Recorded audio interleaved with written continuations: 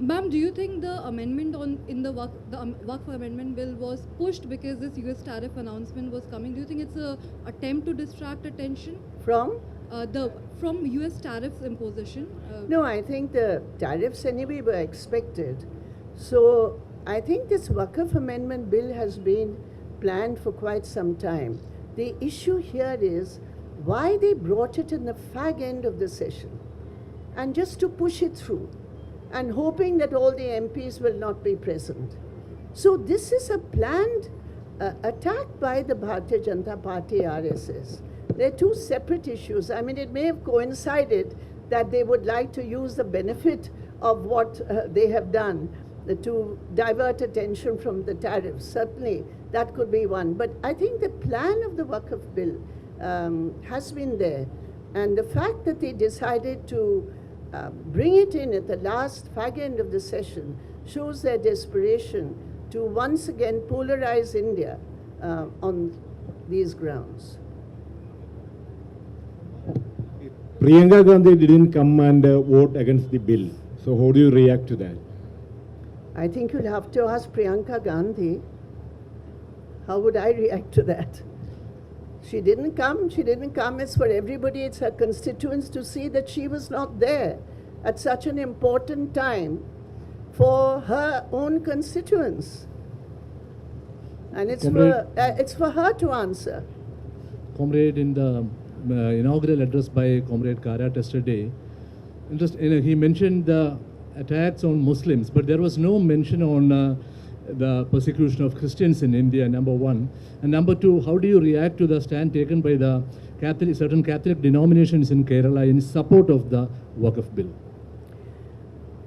Perhaps in this speech it may or may not have been there, but as far as the atrocities on the Christian community is concerned, it is very much there in our political resolution.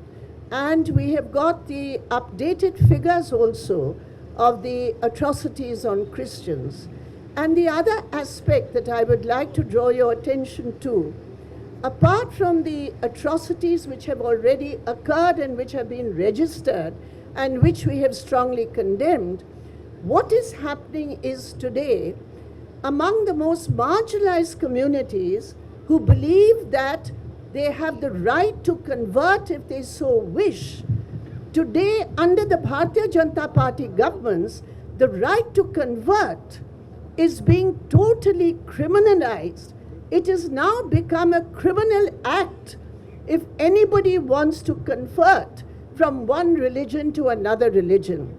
And I know, because I work among Adivasis in many areas of Jharkhand, of Madhya Pradesh, of Chhattisgarh, and many other North Indian states.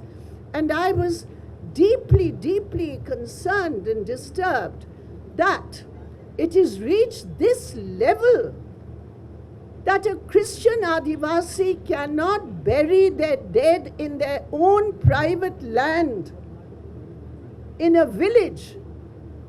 And unfortunately, when that Christian Adivasi came to the Supreme Court for succor, it is most disturbing that although it was a split judgment of the Supreme Court on this, ultimately they made it a law and order issue and said immediately you can go and bury in a Christian graveyard.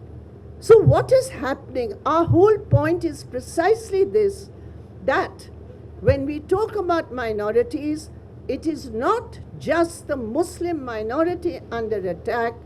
Minorities in India are all under attack by a government which believes that in India, the only nationalist has to be a nationalist which goes by their interpretation of what the Hindu religion is. So we are very clear about that.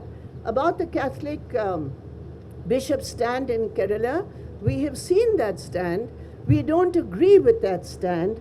If there are any genuine issues, as there are in Ernakulam, for example, there are ways that those issues can be resolved, can be solved, rather than bringing a bill, bringing a law which bulldozes the Constitution of India and the right to freedom of choice and the right for protection of religious rights.